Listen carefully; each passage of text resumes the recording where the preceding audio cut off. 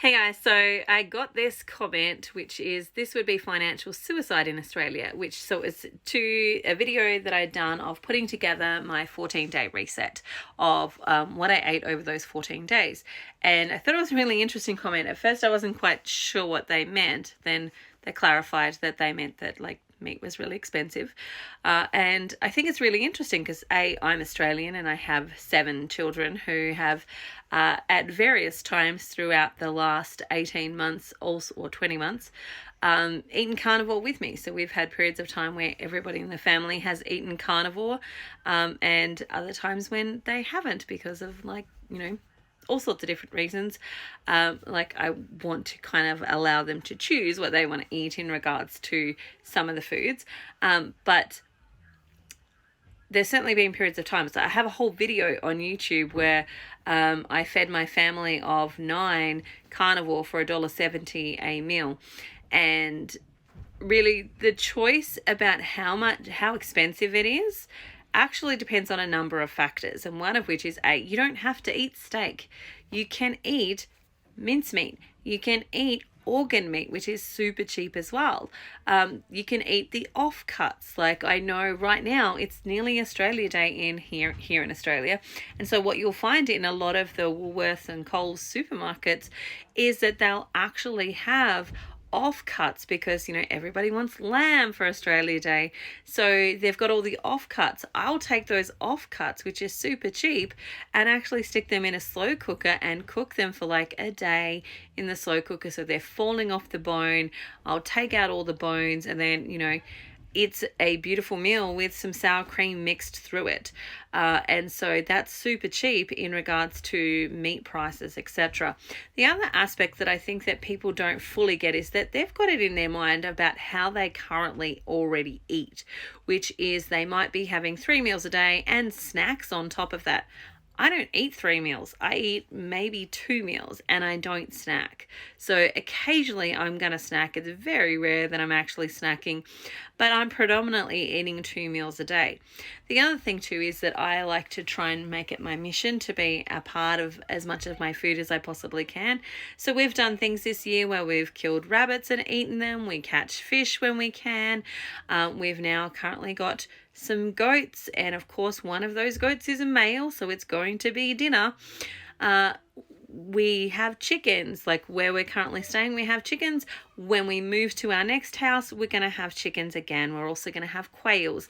And certainly whenever you've had quails, which we've had before, when you hatch eggs, you normally get a high proportion of males.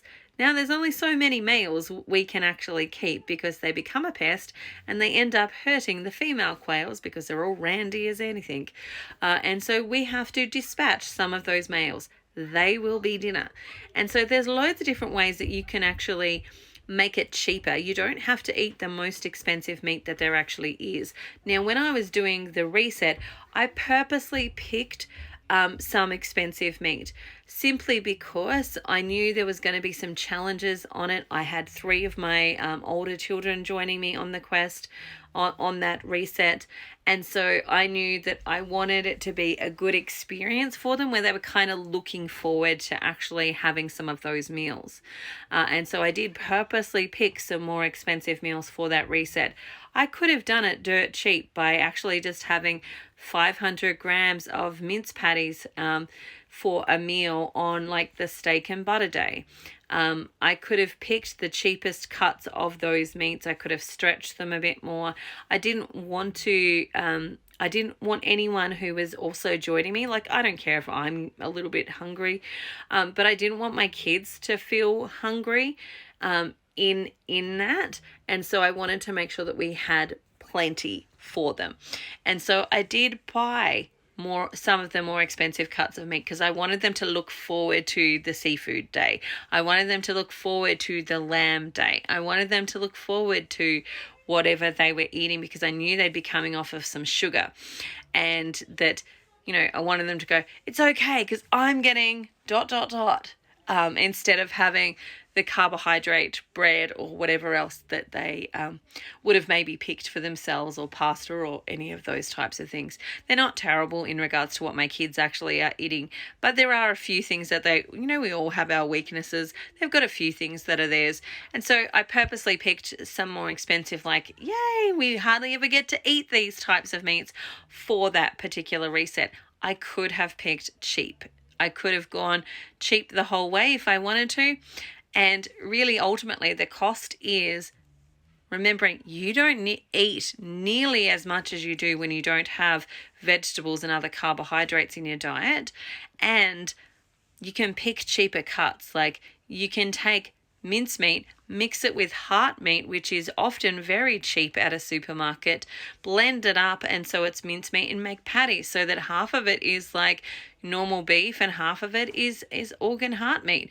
And that's actually going to be healthier for you anyway, because organ heart meat has a lot of extra beneficial nutrients in it to help your own heart. So it's going to help build your teeth and your bones and your heart. And so it's often something that I write as a prescription for my patients, that they've got to add organs to their mincemeat. And so you can certainly do that, and that's actually going to make your mincemeat even cheaper. You can add in extra fat. Butter itself, while, buying a block of butter is, maybe $5 a kilo, or not, it's not, 500 grams, $5 for 500 grams, depending on which one you actually get. That block of butter is actually going to make you feel really full and satiated. So while you might eat a chunk of it, you're also then not eating X, Y, and Z. You're not snacking. You're not going through a whole ton of food. Like, we ended up with such a surplus of food that we've frozen it, and we're still eating it now after the 14 days has already been completed. There's still food from our reset that we're still consuming today, simply because I bought excess because I wanted no one to actually have that, oh my God, I'm hungry and I'm going to break, especially while they're going through carb cravings. And yeah, we've still got plenty of that food left. And so the expense part of it is a number of factors. One, I don't spend money on supplements. I don't spend money on other whiz-bang things. I mean, like, from a supplemental point of view, the only thing I actually really have is electrolytes, and occasionally I'll buy some flavored electrolytes, but other than that, I'm not really buying any supplements. So I'm not spending any money from that perspective, which you might have to do if you're on a standard diet to keep yourself healthy, or if you're on a vegan diet, or if you're on some other type of diet.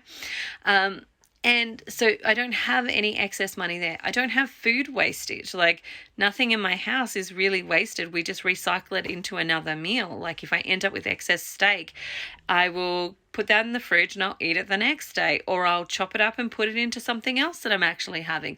So I don't have a ton of food waste.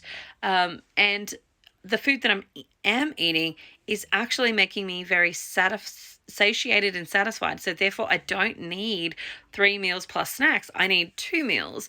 And often my evening meal is a lot lighter than my breakfast meal, because I aim to eat a lot at breakfast for the benefit of my thyroid and my hormonal health. And I eat less at dinner. And I usually eat by about 4 or 5 is usually like the latest that I'm normally eating. And then that's it for me for the day, like, food-wise. I don't really need any more. So when it comes to finances, there's a whole bunch of factors that come into it. It's certainly not financial suicide for me, because I've had my whole family of 9 eating carnivore.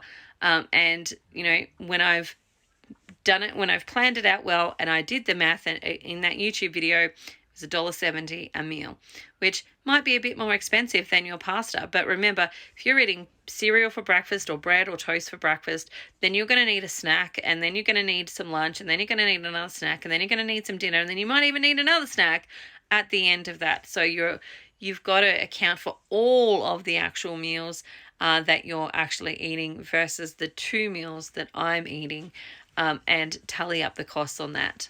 All right, that's me. Any questions, let me know.